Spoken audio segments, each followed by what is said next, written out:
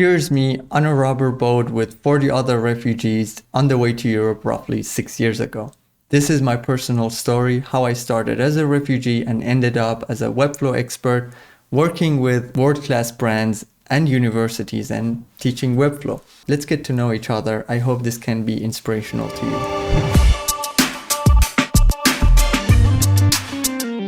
Hey designer friends, this is Kabarza. You've probably seen me here on the channel before talking about Webflow, and we have many more of those planned out to come in the near future. But for this video, we are getting a little bit more personal. So this is my story, how I ended up in Germany as a refugee. And let's start by having a zoomed out look at the path that I took all the way from Iran to Germany. I crossed, I think, 9 borders. And because I didn't have a passport. And why didn't I have a passport? Because I didn't do military service in my country, which is required. So I couldn't get a passport, so I had to take the mountains to, cross the border. And this is like a story of all the drama that happened in that journey, roughly 4,500 kilometers. And also what happened here in Germany, what happened when we arrived here. When I say we, because I came to here not alone, but with my family. What happened was when we arrived here 6 years ago, and how did I end up as a Webflow expert teaching Webflow to you right now? Well, not right now, but for the videos coming. But before going into too much details, I should mention like the whole journey from Iran to Germany took us 15 days. In some sense, it's a record. Like for many other people, it took much longer. For some months, for some even years. For us, it took us just basically 2 weeks, including some nights that we just spent in some cities waiting. So it was a fast experience. But if I mention all the details that made the drama and make it really I believe interesting, this video will be like 2 hours, 3 hours long, but we don't want to do that. So I'll talk about maybe 2 parts that were really dramatic. So it was the first border I had to cross from Iran to Turkey, and then the sea part from Turkey to Greece, like getting into Europe, like basically safety. That meant safety. There was like a huge risk of dying. We were aware of that on the sea, like because we were using a boat, a rubber boat, and we knew that they are going to fill it with people, like 4 or 5 times the amount of people that can get into the boat. They don't care. They just fill it with people. The first really difficult part was crossing that border between Iran and Turkey. I remember the smugglers told us that because my situation was different from my family, I had to take a different path. So I was separated and then joined a group of other young people, roughly around my age, not just Iranian, also some people from Afghanistan who wanted also to leave the country. And basically first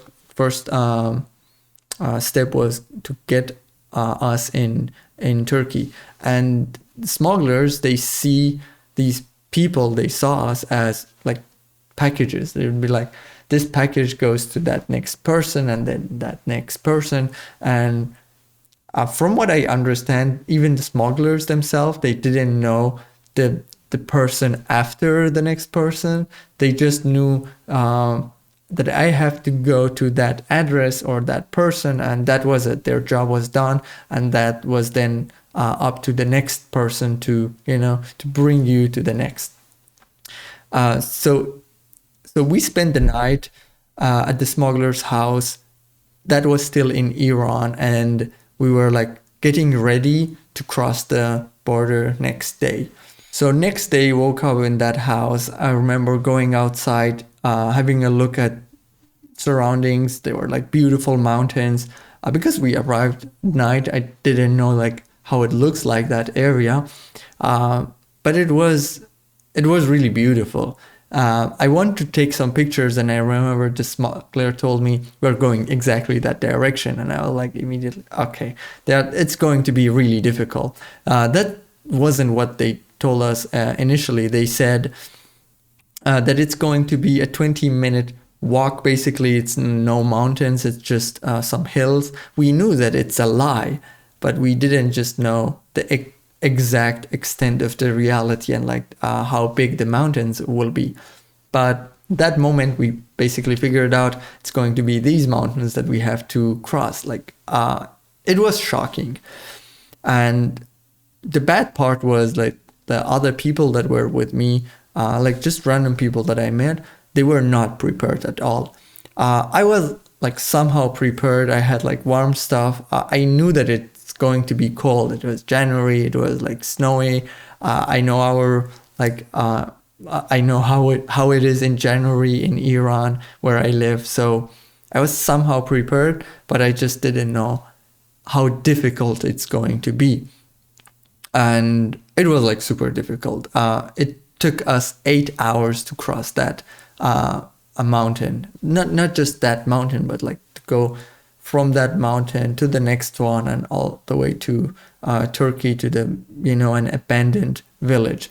And even like that part, well, for that part, the smugglers didn't come all the way to us. They just basically left us alone in the middle. They were like, we'll come with you till here.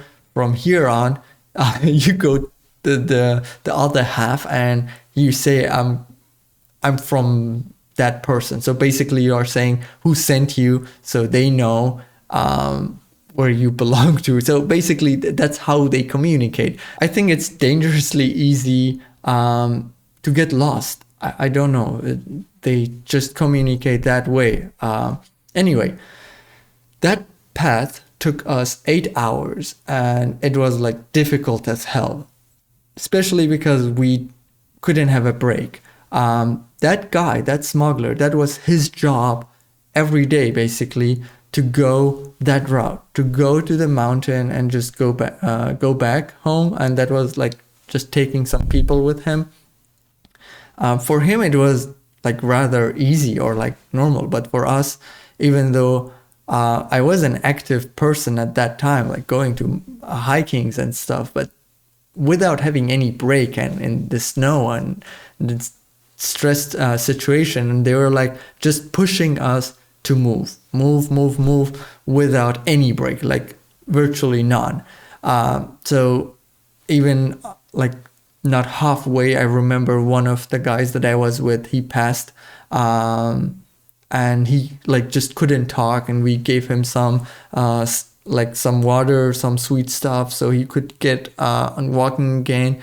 I remember another guy took his backpack and gave like his own backpack to him. They swapped their backpacks because the guy who passed, his backpack was like so heavy that he couldn't carry, and he just had, I figured out later, unnecessary stuff. But yeah, I can't blame him because he didn't know, but at the same time, why take unnecessary stuff at the first place? Anyway, we got there.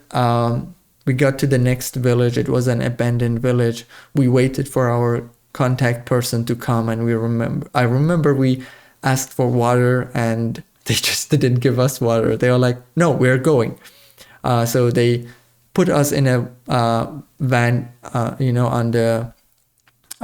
So they put us on a van, and it was like a very cold van because there wasn't anything inside. It was like just metal, and we were basically like our clothes were completely wet from the snow, especially from sliding down. And the way from the top of the mountain down, we couldn't walk. Like after 6 hours of walking up, we couldn't walk down. And it was like dangerous to walk up down the hill. So we had to just basically sit and slide. And so our clothes were completely wet. And sitting in that van, we couldn't like stand because we were so tired, and sitting on that van on the metal, I remember it was like freezing. It was like super cold. And that guy just brought us to a different guy, and then a different van, and they brought us to a different village in Turkey. So now we were in Turkey. We were there. It was like end of the day. there was a Turkish family. They took us for us to take a break. I remember they gave us tea, and I was like drinking that. I couldn't even wait for the tea to get cold. I remember I had the tea, and once I wanted to lower the cup, I remember it fell down from my hand. I was like so tired, I couldn't even hold that anymore. And we were still in wet clothes, and it was like super cold, even inside, because we needed time to get some rest, but we couldn't get any. We were like moving still. So next guy, the next smuggler, came there, and he picked us up to his house, and there they were like, again, really friendly. Like, it was strangely friendly. It was like regular guests for them. So it's like, when I say they took us to their family, I mean like literally to their family. Like, we sat all together, and we had like with their grandchildren and grandparents. It was like insane. And they were like trying to communicate with us, but we couldn't properly communicate. Like, because I'm Kurdish, I could talk to them, but just like roughly, because we still have different type of Kurdish languages. So I remember it was like, I was almost gone for like, I couldn't talk to them anymore because I was so tired. I almost fall asleep while sitting like with them, with everybody else. Like, after I ate, I remember I want to sleep, but they knew that we are tired, and they didn't want to hold us. So they prepared a room, and they basically said, you can stay in that room till tomorrow. I remember next day, even though we had a deal with the main, or like our first smuggler, that we said, we pay you this much, so you get me to Istanbul, the capital of Turkey. But that smuggler in that like basically village in Turkey, this guy, he said, no, I don't care what the deal was. That's about signed agreements. We didn't have one. So he said, I don't care what the agreement was. You are my guest. You stay here. It was like very strange to say that. You stay here. I'll take care of you. Don't worry. But I won't bring you anywhere else till I get my money. I was like, fuck. I have to call. So we called. I called the first smuggler that we met in Iran, and like released the money for him at least, so he can allow us. I don't know. They agreed on something, and he brought us basically to the next smuggler, the next one. It was like just many smugglers in between, just from a village to the next village. We ended up in Van. It's a big city in Turkey. I remember going to the station, to the bus station. They gave us 2 tickets. So at that point, I was with another Iranian person. Something that I should have mentioned. So even from Iran to that city in Turkey, like it's a short amount of time, and just a couple places. I met like maybe 50 other refugees, like, and most of them in around my age. We would meet one of them, or like a couple of them, group with us, and then we would go to a different smuggler, and then separate again. They would separate us again, and then you would see them again with the next smuggler. It's like, hi, I met you like 4 hours ago. So it was like really strange. But at that time in Van, I was like with one person still with him. I was with him all the way to Greece. So they got us bus tickets. We got in a bus, and they said it's going to be a 24 hours, really boring ride all the way to Istanbul. And it was like, okay, so we are getting on a bus, and we are illegal here. We don't have a passport.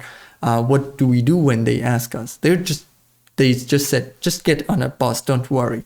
We were in a bus, and I remember really worried about, like, what if they check? What if, like, police hold us and check who's in the bus? And it didn't take us long till we noticed everybody else in the bus was like speaking similar language.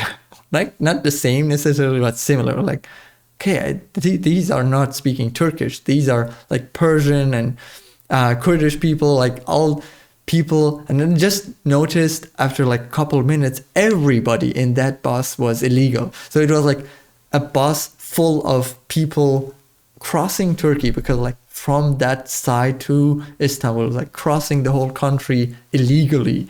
It was like insane to think about it. So anyway, 25 hours later, we arrived in Istanbul, and then we went to the apartment that a smuggler had for us. It was like Airbnb, basically. Honestly, it was like insane that they had all that set up, and we just didn't know till we got there. We just knew that we are going to stay in Istanbul till they say it's time to cross the sea. That was basically how much we knew beforehand. We stayed there, and then my family arrived one day later. That was our reunion, and then they moved us like 4 nights later. They moved us with a van full of people. Like, that was maybe one of the most awful parts of the journey. It was like 4 hours ride in a van full of people. When I say full, I couldn't move my legs. That's how full it was. And we even had an accident. Imagine you have a van full of illegal people. You want to move them to a different city so they can cross the seas, and then you have an accident and they run away from police. It was like an insane thing happened. By the way, maybe it's time to say, like, I'm saying these things are insane, and I can't discuss everything in details because I don't want to make it really long. But I also want to, you've seen me showing these, charts and these, not charts, but these graphics from Google Earth. And there's a way to use Google Earth, and I'm like figuring it out to make it to make a responsive website out of it. And this is what I want to do, by the way. I want to like make the whole journey interactive, so you can click from one step to another, and then to each specific part you can either have a video of me talking about it, or some more pictures, more text, whatever. I don't know, but I will make a very extensive, very detailed version of this in the future. But for now, I'm just saying that it was like very, very difficult to get to the point that they wanted to cross the sea, to that, when I say point, I mean location. And that location was in the middle of nowhere. It was literally in the middle of nowhere, because they didn't want anyone to know about it. And even until that point, I never thought about the boat. Like, where do you get the boat? Like, where did the boats come from? So these boats, these rubber boats, you get them in pieces. So these are in pieces, and we had to carry them like for a couple kilometers to the beach. So not just the boat parts we had to carry and our backpacks, we also had these swimming vests, these called, I believe, life vests, that we bought in Turkey. Like, imagine how awkward it is. You go to a shop, you buy those, and nobody asks you why. Like, in the middle of January, do you want to go swimming or something? But they were just selling them. It was obvious that refugees are coming here and they will buy it, and they want to cross the sea next day or something. That's what we did anyway. We had them. So we had a lot of things to carry. We carry everything, and it was like 4 in the morning, and then it took us a couple hours to build the boat, and also to get it ready and bring it to the beach. I remember it was like dawn in the morning, like 7 a.m. People wouldn't get in the boat, so the smugglers had to take out, like they had a handgun and they pointed at people. People were just shocked. They didn't know what to do. They knew that they had to get in the boat, but probably because it was the first time they were seeing the sea, they were just shocked. They literally couldn't move. So I had to go into the water with my dad, hold the boat, and wait for people to join, and they were just not moving at all. So the smugglers, it was a couple of them, they had to point a gun at people to say, hey, they said, you paid, you have to get in or get out of here. I don't know, it was like very dramatic. But anyway, a couple minutes later, people got in. So they had children and women in the middle, and the man on the edges, because I don't know, it's safer in the middle, I guess. And they literally on site there at that moment, they started training just a random guy next to me how to operate the boat. So they wouldn't come with you, the smugglers themselves. They would teach one of the random people that they would see suited how to operate it. And like 200 meters later, the boat stopped moving. So it was like a lot of things going wrong. But the sea was really calm, and it was during the morning. So at least we could be sure that it's not raining. It was clear that it's not raining, it's not windy, the weather is fine. So these can be catastrophic events to happen if you're on a rubber boat. So at least it was comforting that it's not going to rain or something. But the guys came to the boat again by swimming to the boat, and then got it working again. 2 hours later, we arrived in Greece. Even that part, it was like huge drama going on. We were like really stressed, but we got there, and it was basically safety. But from that point on, the rest of the journey was simpler in the sense that we had help. We weren't alone, and we were not in hands of some smugglers. There were just organizations, European organizations, helping refugees crossing the countries. And there were registrations, there were trains, like police. There were like very difficult times, very difficult events that happened, even in European countries. And like North Macedonia, it was like North Korea, it felt like it. Even though I've never been there, but it felt like it. It was so difficult, but at least we knew that we had the most difficult part, which was the sea behind us. We knew that people would die on the sea if the smugglers would send you at night or with a stormy weather. In our case, I just have to say, I guess we got lucky. And the rest of the rest of the journey took us maybe a week to get to Germany. And as I mentioned before, we didn't have a destination in mind.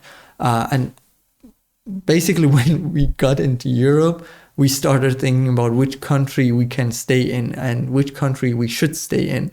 We had multiple options. Should we go to Germany? Should we go to Sweden? Will they accept us?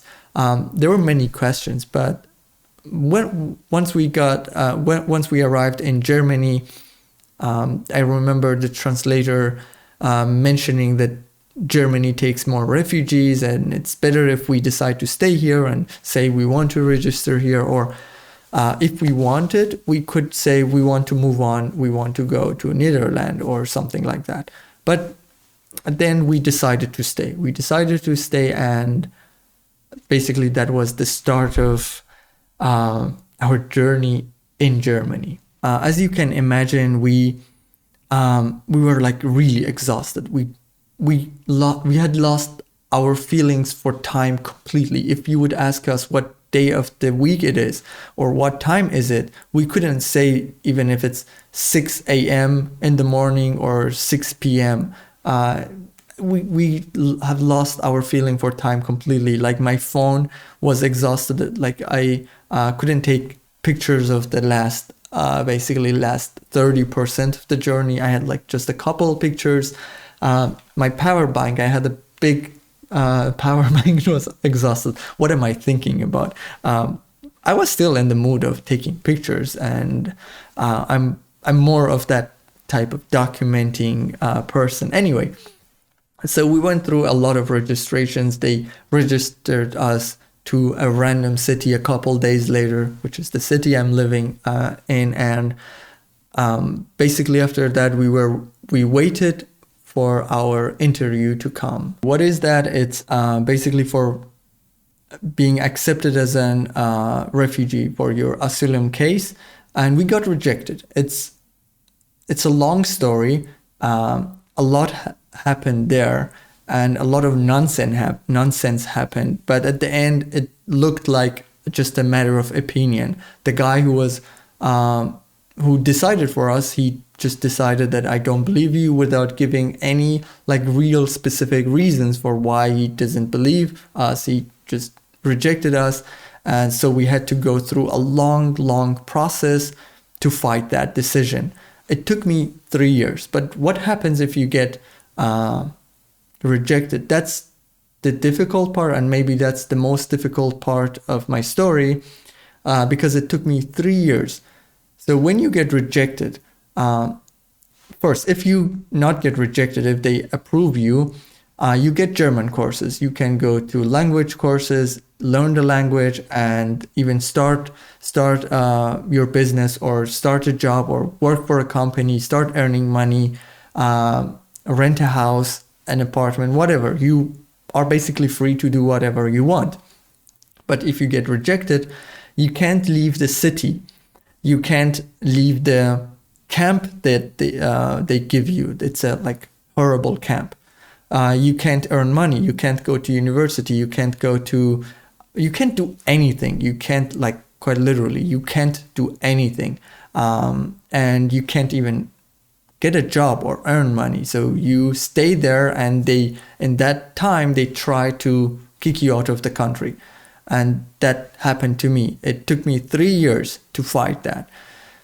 And it was like a really long fight. I want to also talk about this in more details, but in short, it was like just hell going to their meetings, because they would give us meetings every other week sometimes, to go there, sit there for 4 hours, and then going in a room for 40 minutes with just somebody to tell you, hey, you are not allowed to do this, that, and you can't stay here. You don't have a future here.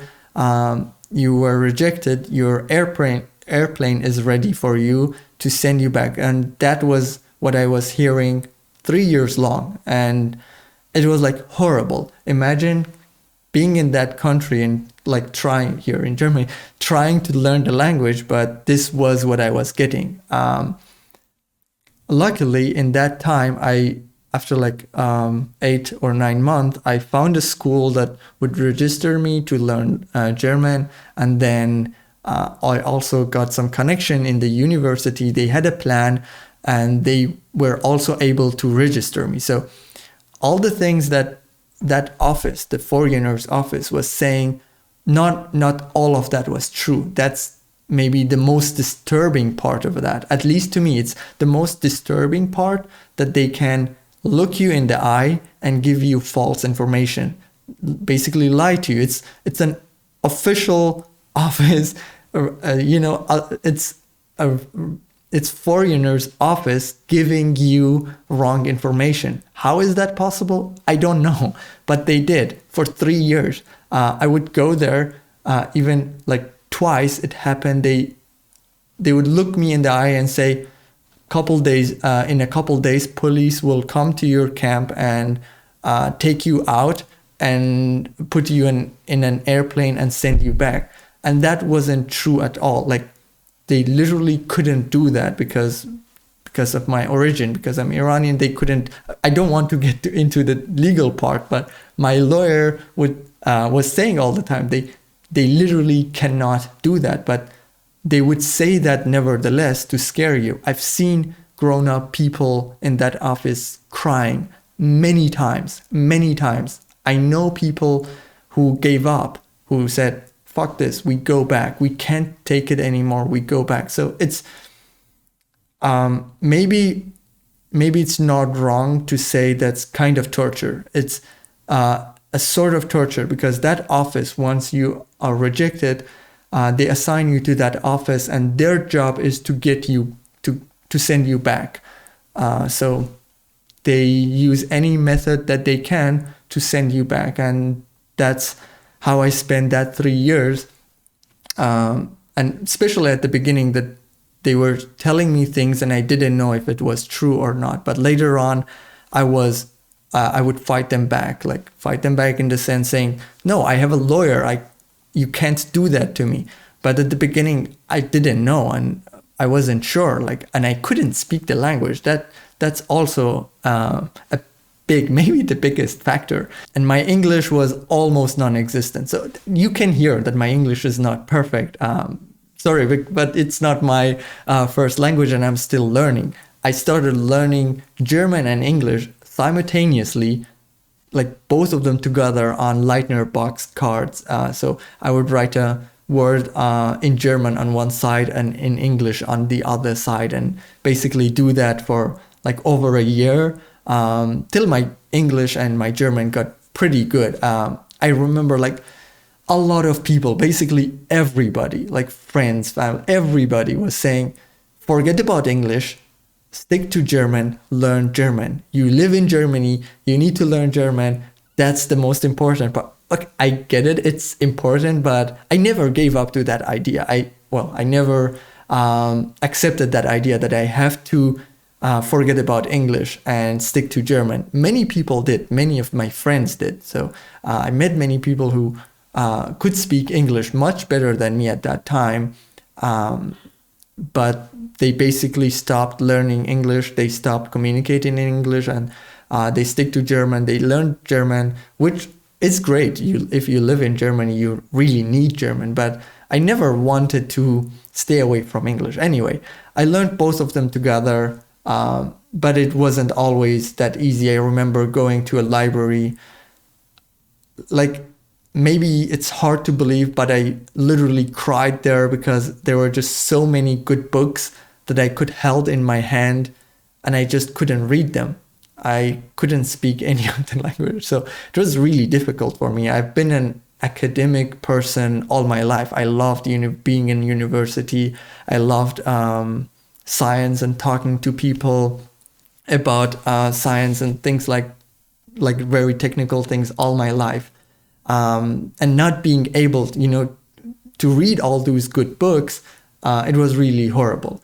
But again, it took me 1.5 years to go to university and school at the same time. So evenings I would go to school, to university. The mornings go to school to learn German and English, and just get better at it.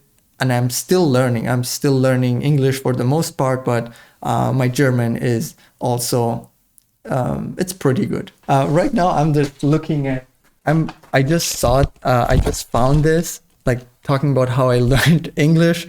It's a print of, hey, Vsauce, Michael here, down here, but which way is down? So I'm talking about how I learned English, that literally print the transcript of a Vsauce video on paper, and going through each word and writing it down, write down the words that I don't know. Good time. Okay, what now? Now that I can speak German and English relatively good or okay, what was happening in my life at that time? I was learning a lot. I was learning crazy every day. I believe my YouTube watch time was 6+ hours a day. I had nothing else to do, and I wasn't allowed to do anything else, and I didn't even have money to do anything. So I was just learning. Beside language, I was learning physics, mathematics, just for fun of it. Mostly consumer stuff, not really deep in one subject, and also video and photo, because I was really into that. When I left Iran, I still had my own studio, photo and video studio. So I was exposed to Casey Neistat and Peter McKinnon of the world later in YouTube. And I remember back in the day in Iran, YouTube like was almost not existent for me. I did use YouTube, but I had to download videos one by one in order to be able to watch them. I couldn't just watch them because the internet connection was so bad. So here I was exposed to that, let's call it like new era of internet for me, with like unlimited bandwidth, watching a lot of YouTube stuff. So I was constantly learning, but nothing about web design, nothing, like literally nothing, all the way until 2019. So 2019 was the year like a lot of things happened. 2019 maybe was one of the major turning years of my life. It was the year my son was born. Yes, I have a son. He's turning 3 soon. My son was born. I discovered web design and Flux Academy. Well, at that time, just Flux channel, the YouTube channel, this YouTube channel. And I got my positive. I got my asylum case accepted, and suddenly I could work. So right before that, let's talk about that also for a bit. Right before my asylum case got accepted, I got some connections through university with Adidas. So I live in a place where it's close to Adidas headquarters, and I got an internship opportunity at Adidas. I remember I went through like 3 levels of interviews, like pre-selection and then interview at the university and then at the Adidas headquarters. And I got accepted in every single one of them. And even like from one of the Adidas employees, she told me like my interview was one of the best they've had. But because I still didn't have my asylum case accepted, they didn't allow me to do an internship at Adidas. Like, just think about it, how absurd it is. There is an office, an official one, that gets money to not let me do internship at a company like Adidas.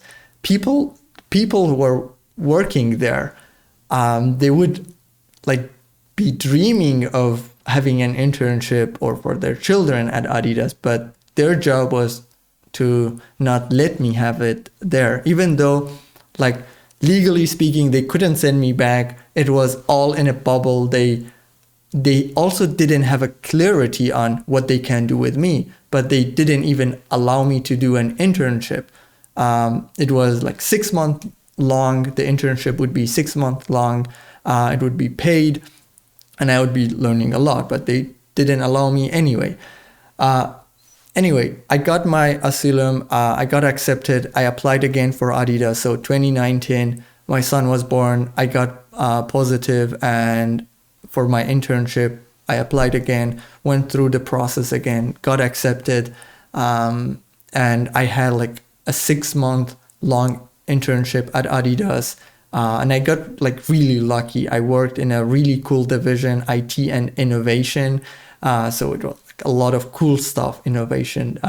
And I got to meet like amazing people. It was like one of the best time, honestly. It was like super difficult commuting there and coming back. It because where I live, it was like a mess, but still meeting people there, it was like one of the best thing happened to me, because it helped me change my thinking again. I was always really forward thinking, really modern thinking, but because I was in that situation with the, fighting the government, not sending me back and things like that, it was really difficult time. But now I was in that department, and it was like super awesome to be talking to these people every day. I learned a lot. I got even the chance to work with teams from Google and EA on projects like GMR, Gamer Tag. It was insane time. But at that time that I was there, It was that time I got really into web design and web development. It's the time where I met Webflow. And this is how I start my business. I remember I started with Elementor and WordPress, watching some YouTube videos about making websites. I got excited about it. I jumped on it. I remember I had a friend. He had a website in the past and then he didn't have it anymore. And he asked me if I can rebuild a website for him, his old website. And that was the time where I decided to buy Elementor Pro with the money that I didn't have. It was before, quite like some weeks before joining Adidas. I bought Elementor Pro with the money that I didn't have. Like I had just a little bit of saving and I got all of that to buy Elementor Pro to build a website for free for a friend. But I was just so excited about this. I was just so excited about the web design and development world. I saw it and I was like instantly like, oh, this is what I always wanted to do. It's much better than photo and video, for at least for me. It's like more suitable. I felt like I belonged to that, and I still do feel that. So that's why I did that big investment. It was like $200. It was a lot for me at that time. It was all I had. So I got Elementor Pro. I worked on that website, and I remember it didn't take like even a month until that friend brought me my first client. It was like my first legit client. It was like 3K, a 3K client. How did I pitch a 3K client for the first time? I don't know, but I kind of did. I went to the meeting. I remember I was really comfortable talking about this because I was really like genuinely excited about web design and web development. So I could talk about it nonstop. I still can. So I pitched it to the client, and I remember I mentioned something like 4K for that project. It was a blog, and it was like too much 4K, but we agreed on 3K. I remember being asked about like specific blog functions and specific gallery functions to make. And all I was saying, like, yeah, I can figure that out. I can make that. But all I was like telling myself was like, I need to figure that out. I don't know right now how to do that, but I'm pretty sure, I hope that I can figure that out. And I did. I always did. I figured that out, how to do it, and delivered on that project. And after that, they asked me at Adidas if I can build some websites for internal projects. They asked me if I can do it with WordPress because it is still the standard, what everybody knows. But I asked my manager if I can do it in Webflow, and I was like, what is Webflow? It's a new tool. I heard about it. It's really cool. I can do like super awesome designs. Can I do it so I can learn it? And he was like really cool about it. Like, just do it. Whatever. I don't care what tool you use. Just create a website for this project. So this is where I really digged like into more Webflow content, a lot of run videos, and then Webflow University videos. I learned a lot in like a couple days and started working on that project.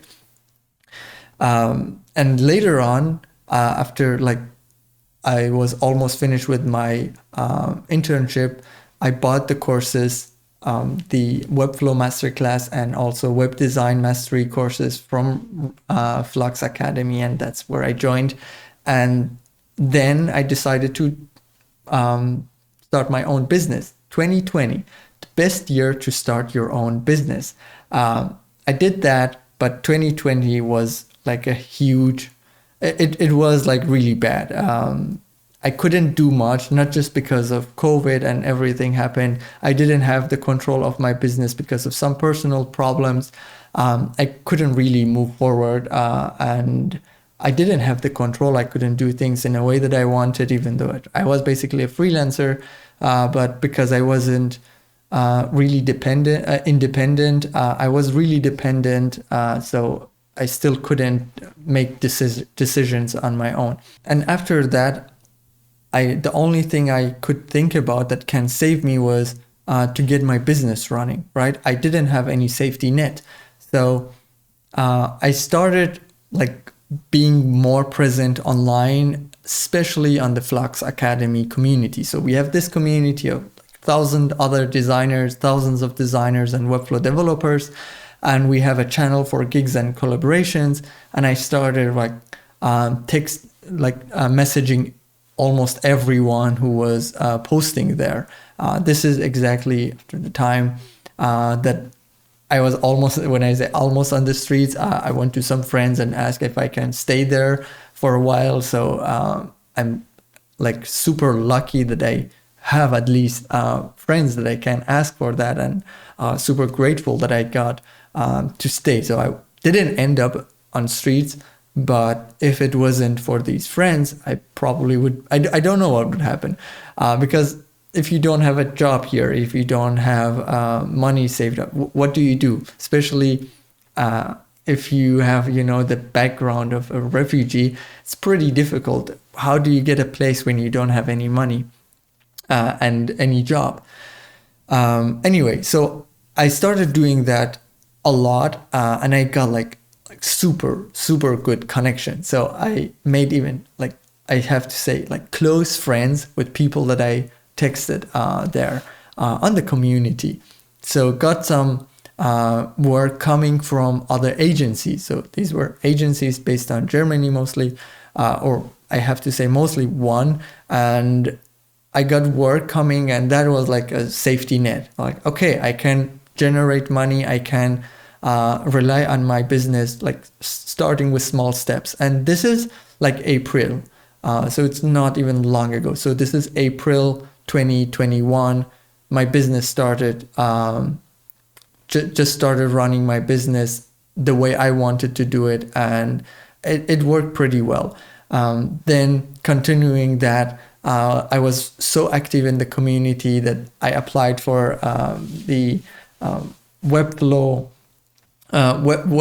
coach and expert at Flux, and I got accepted later. So I had then that income, like regular income, to just rely on. Something comes every month, and started growing my business even more. Starting my first hire, I hired a freelancer full time, and then a couple others like as freelancers, not like hire as like with monthly salary, but on a project basis. So creating a group, and then right now turning that into like a full agency, like a full house agency. And all that, it's insane to think about, that happened in like in 8 months. In 8 months, all that happened. And just because I started like looking for people with similar interest, and also similar work ethics, and I found them all in the community that we have, and made friends with them. It also gave me the security that I can, maybe now it's time to rent an apartment. And I did. I found an amazing apartment. I rented the apartment, and just one thing after another, leading to bigger projects, landing bigger projects. I'm working on a project with the university, as I mentioned, a big university here in the area, FAU University, on a project called Mirror Mirror. It's we even have a book with me in it about refugees, about like partially my story too. And I'm creating a digital version of this. It was an exhibition, and then a book, and then I'm creating a digital version of that. So to think about that, you can build a whole business in 8 months, not be able only to get independent and provide for yourself and your family, and also hire other people. It's insane. And all this happened to me, I can say honestly, because I searched for Webflow, and then learned from Ron, and then bought the courses and joined the community. I'm not saying that, I'm not trying to advertise that for everybody. I'm saying like this is like truly my story. This is what happened to me. I was dedicated to this technology, let's call it technology, Webflow, and then to this community that we have here, and find friends, find similar thinking people here. That got me where I am right now, which is amazing. Like, to think about that, I'm independent right now. I run my own business. I'm my own boss. Well, at least for my own business, and that I have clients all over the world. So think about it this way. It's really empowering, especially to think about it in the sense where I come from and how I ended up here. Maybe the whole point of this video is, when I think back, there were countless people telling me that I can't do it, or people trying to shape my decisions to a different direction, and I knew that it was wrong, but I couldn't change it. Labels that were really destructive and not helping at all. I even remember like going to German offices. It happened like a couple times. One instance in a registration office. It wasn't even anything to do with refugee stuff, but she turned and told me, Germany is so small, made her hand like this. Germany is so small, we don't have place for you and your family. You have to go back. Thinking about those, like just being resilient to it, and sometimes even take it as a joke, like making fun of them for thinking that small. I don't know, maybe that's the point of this video, that no matter how many no's you hear, if you really love doing, I know it sounds like cliche, but I love doing what I'm doing right now, like talking about web development, teaching Webflow. This is what I love doing. Working with clients on Webflow projects, that excites me, and that frankly got me out of a difficult situation. That helped me to be independent. So can we call this a happy ending? Maybe, but on the personal side, unfortunately not. I haven't talked about my family much, but in short, they still live in a camp. They don't have the approval yet, so they are still fighting for their asylum case. So on the personal side, I have to help my family for that fight to win that, and get permission after 6-7 years to be able to work and live where they want and get an apartment, things like that, like very basic stuff, even medical stuff. They don't have, like, we don't, if you are not accepted, you don't have the full protection for medical, you don't have the full insurance anyway. But on the business side, things are growing fast and going really well. So I know this has been really long, and thank you so much if you've been watching all, if you've watched it all, or even the parts that you were interested in. Please, I don't want to say it in a normal YouTube way, but if you think this story can be inspirational to somebody, please don't hesitate and just share it with them. And if you have any questions, please feel free to comment them below. I'll be there answering your questions. Before we go, I mentioned like 2 projects. One is the exhibition, the online version that I'm making. We hope that we win some awards for that. It's a very, very cool project with a lot of animation and all in Webflow. So I will be making tutorials about that once we release the project, I hope really soon. So if you want to see that, make sure that you are subscribed. Also, another project that I mentioned is the Google Map, not Google Map, but Google Earth with the interactive part. I have like some very cool idea how to make that happen in Webflow with Lottie and maybe some 3JS somewhere. If I figure that out, once I figure that out, I will also make videos about that. So if you want to see more of those projects, make sure that you stay tuned, and you subscribe to the channel. All right. Thank you so much for watching, and see you in the next video. Peace.